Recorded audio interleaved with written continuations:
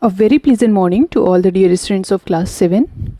I hope you all are absolutely well and safe at home.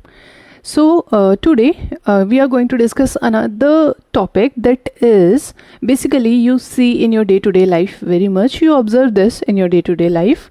Like if you have taken two rectangular sheets of same size and same shape because they are rectangular, okay. Both are of rectangle shape and their size is same, and you just put one sheet over the other. It means you just superimpose them, then they will overlap each other, they will completely cover each other, the two sheets. Okay, like here I can see I can show you that I have these two triangles. Okay, these two triangles I am having, and these are of exactly same measurements. Okay, these are of exactly same measurement. I have cut the both of these of same measurement, and you can see when I have these two triangles and I place this ABC and PQR. So if I place ABC over PQR and just make each vertex to cover another vertex inside exactly, then I can see that the two triangle has overlapped each other. Okay, or here you can see in this way also. This ABC PQR has overlapped ABC. It means this overlapping, this is called as superimposition. ठीक है, तो आपको ये word superimposition ध्यान रखना है, that it is called as superimposition means superimpose हो जाना, मतलब एक फिगर दूसरी फिगर को completely cover कर ले, हम नीचे वाली फिगर को बिल्कुल भी देख ही ना पाए उसका कोई भी part. That is your superimposition, and this is what? This is your congruency. Okay, this is called as congruent. Okay, so here in this chapter 7, we are mainly going to discuss about the congruency of two triangles or the congruency criteria. It means how we will decide that the two given triangles are congruent or not. So for that we will learn the different criterias. So first is in the starting, let us have the definition of the congruent. See, congruent means congruent. If two figures have exactly the same shape and size, they are said to be congruent. Okay. It means जैसे आपके पास अभी two triangles थे और उनका same shape था, same size था, then these two triangles were congruent. वैसे ही कोई भी दो figures आपकी अगर same shape and same size की होगी, they will be said to be congruent.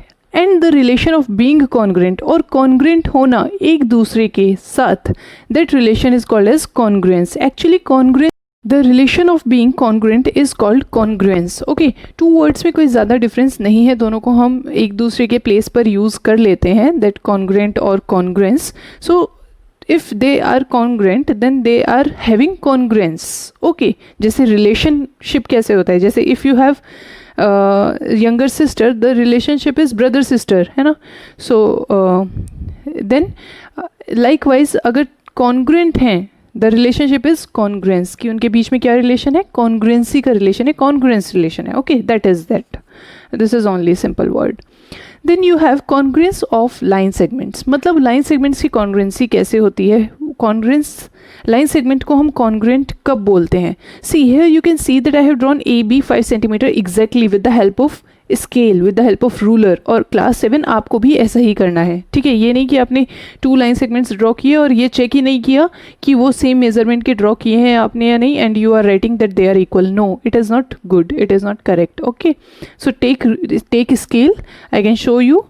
Take a scale, have a line segment measurement 5 cm, another draw exactly the 5 cm as you can see here. Then only you can say that this AB is equals to CD. It means AB is congruent. AB line segment है तो line segment का mark ऊपर है, CD line segment है. ये जो sign आप बीच में देख रहे हैं, this is called as sign of congruence. Okay, sign of congruency या sign of congruence. So this is your sign of congruence equals to और उसके ऊपर छोटा सा curve mark इस तरीके से. ठीक, this is your sign of congruence here.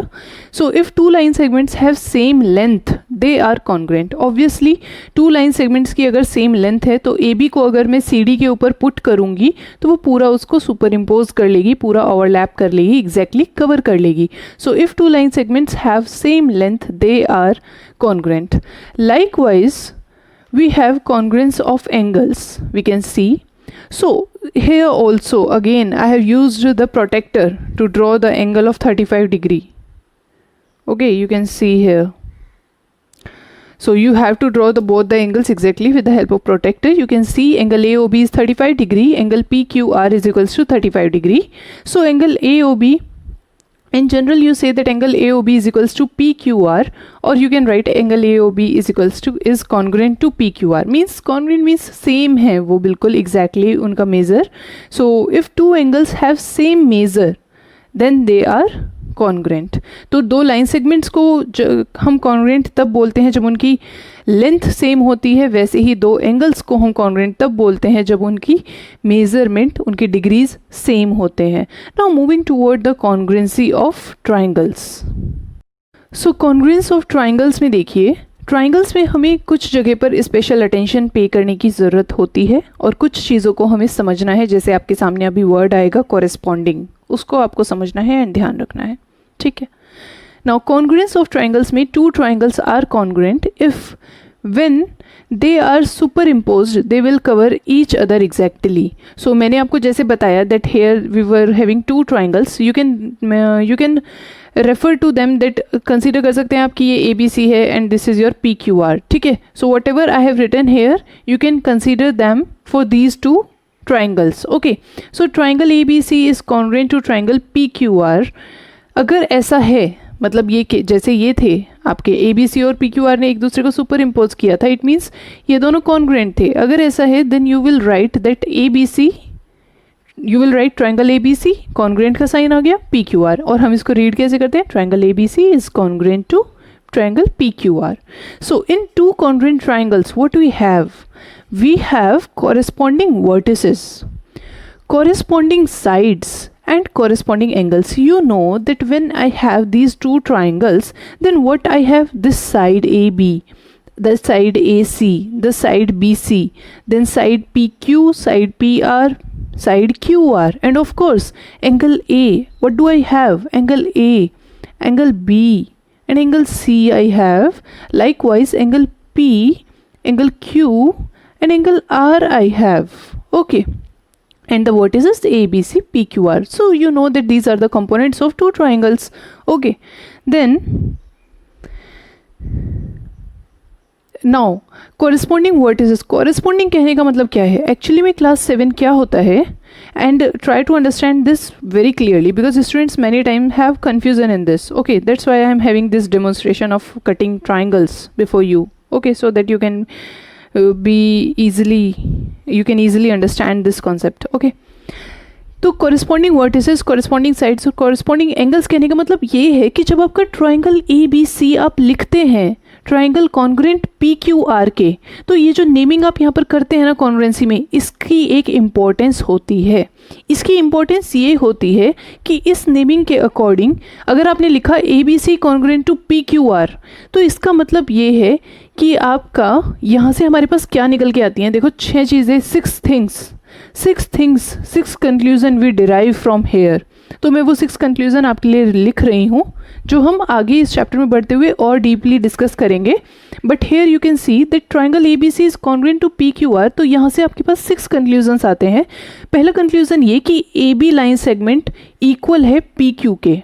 ठीक है, और AB, क्योंकि AB देखो यहाँ पर लिखा है और PQ उसी के साथ लिखा है. अगर मैंने इसको रफली टेकिंग, अगर मैंने इसको ऐसे लिख दिया दैट QRP, लेकिन था क्या कि AB PQ के इक्वल था, लेकिन मैंने यहाँ पर QRP लिख दिया. तो देखो AB यहाँ पर है तो यहाँ पर क्या आ रहा है, QR, जो कि गलत है क्योंकि PQ के इक्वल था ना. देखो यहाँ पर जब मैंने इन दोनों को सुपर इम्पोज किया था तो AB के एग्जैक्टली ऊपर क्या आ रहा था, PQ.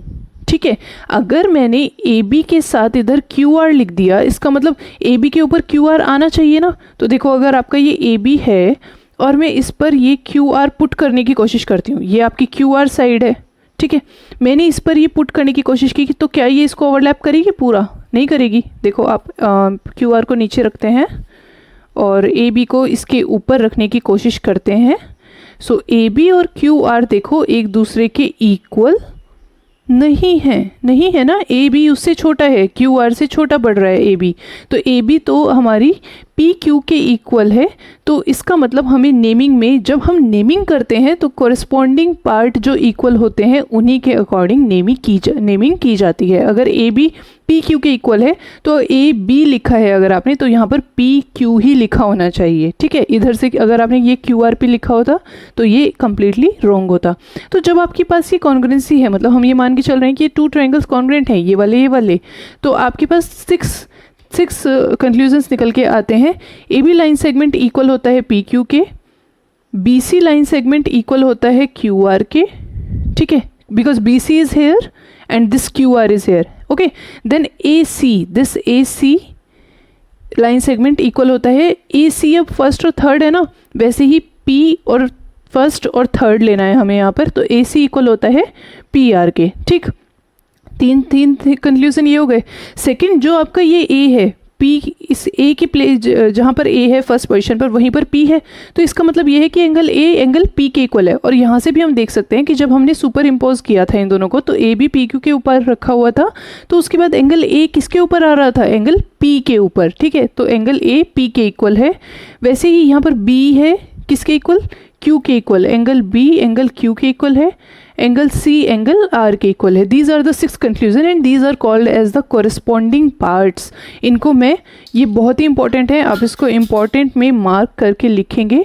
And these are called as corresponding parts of, because these are corresponding, है ना। कोरिस्पॉन्डिंग आपने देखा कि कौन किसके इक्वल था, कौन किसके कोरिस्पॉन्ड कर रहा था, ठीक है। Corresponding part of congruent triangles, okay. So यहाँ पर जो मैंने ब्लैंक आपका स्पेस है, यहाँ पर आप लिख सकते हैं कोरिस्पॉन्डिंग वर्टिसेस कौन कौन से हैं, A and P, A P के कोरिस्पॉन्डिंग आएगा, ठीक है, according to this triangle also.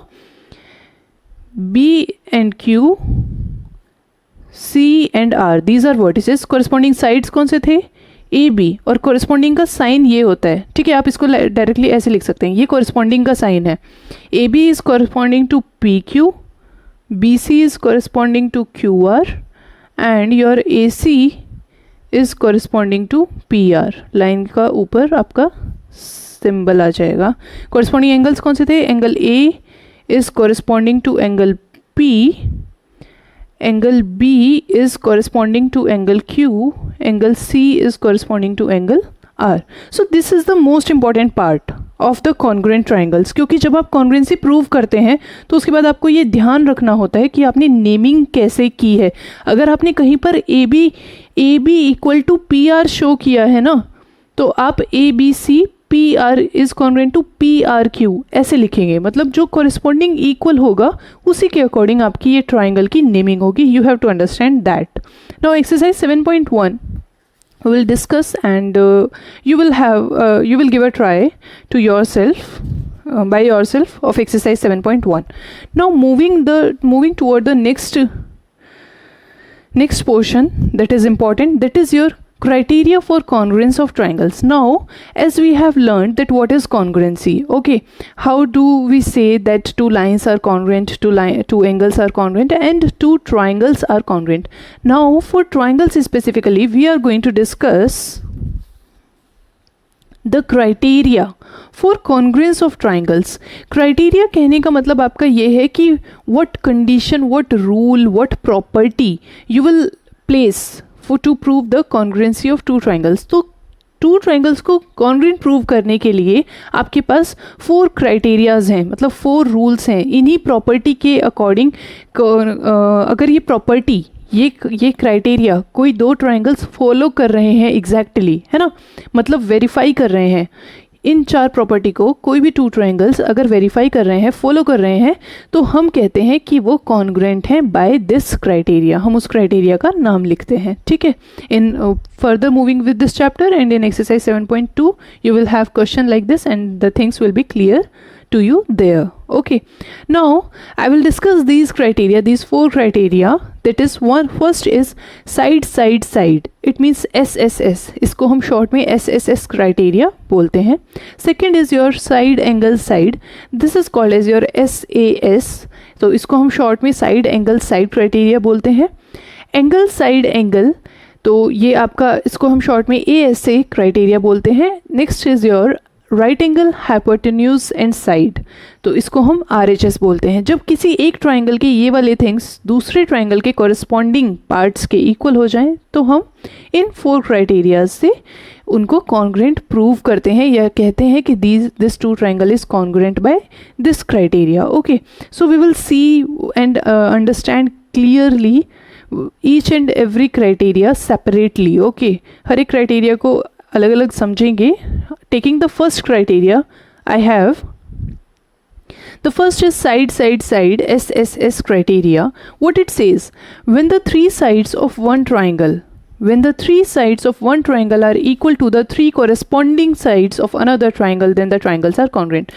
Simply you know that when you draw a triangle, ठीक है, उसकी 3 साइड्स होंगी और आपने दूसरा ट्राइंगल ड्रॉ किया, उसकी भी तीनों साइड्स बिल्कुल सेम ड्रॉ कर दी, जैसे यहाँ पर मेजरमेंट सेम है, तो ऑब्वियसली AB PQ को ओवरलैप कर लेगी, BC QR को कर लेगी, AC PR को कर लेगी, क्योंकि उनकी सेम मेजरमेंट्स हैं। तो साइड मतलब 2 ट्राइंगल्स की अगर कॉरेस्पॉन्डिंग साइड्स इक्वल होंगी, जैसे आपने यहाँ पर देखा, then we will say that this is equal, this is congruent, these 2 triangles are congruent by side criteria. So here now I am taking 2 examples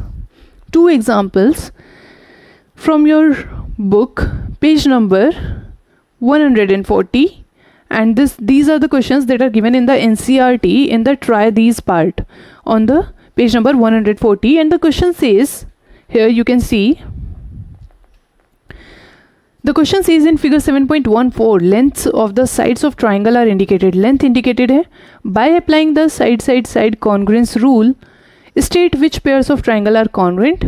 In case of congruent triangle, write the result in symbolic form. Symbolic form कहने का मतलब है कि आपको name में लिखना है कि this triangle is congruent to this triangle, ऐसे आपको लिखना है. So you can see here the first figure that I have drawn is your ABC triangle PQR. तो आप बहुत clearly देख सकते हैं, means this is for reference only, the figures are for reference, just go with the dimension, go with the length that are given here with both the figures. Okay, और उससे आप ये देख सकते हैं कि AB आपका equal है PQ के, AB is equal to PQ. Okay, we can say how do we write? We will write in triangle ABC and triangle PQR. Triangle ABC और PQR को हम कंसिडर कर रहे हैं, हम उन्हें ये बताएंगे. सोल्यूशन लिखने का तरीका आपका ठीक सही तरीका ये है. ABC and PQR कंसिडर कर रहे हैं. AB is equal to PQ. By the figure we can see, you can see BC is equal to QR क्योंकि 2.5 है, 2.5 है, and AC is equal to PR 2.2, 2.2. Now therefore triangle ABC is congruent. अब मैंने ABC को तो fix कर लिया, लेकिन उसके बाद मुझे ये देखना है, देखो AB किसके इक्वल थी? PQ के, तो इसका मतलब AB के साथ यहाँ पर PQ आ गया और उसके बाद R बच गया आपका. तो ये आपने नेमिंग की और ब्रैकेट में लिखेंगे by SSS criteria, side criteria. तो आपने बताया कि कौन सी साइड किसके इक्वल थी और फिर आपने लिखा कि किस क्राइटेरिया से ये कॉन्ग्रुएंट प्रूव हुए. Now the second part also I am taking from this try these. Let us see that. And in the second part you will be able to learn a new and important thing. अब देखिए इसमें आप क्या सीखेंगे.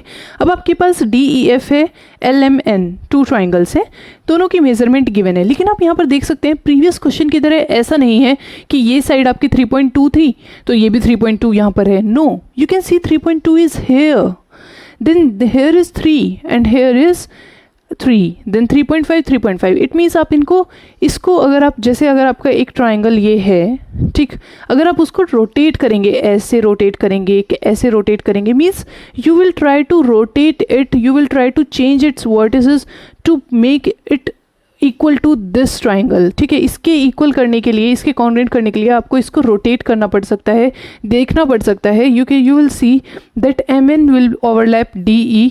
इन this way you will rotate it and then you will have आप इसको turn भी करना पड़ सकता है आपको to make the 2 triangles correspondingly congruent. लेकिन हम वैसा फिजिकली नहीं कर सकते मैथमेटिक्स में, हमें उसको पेपर पे ही बाय पेपर पेन ही सॉल्व करना होगा. तो हम कैसे देखेंगे?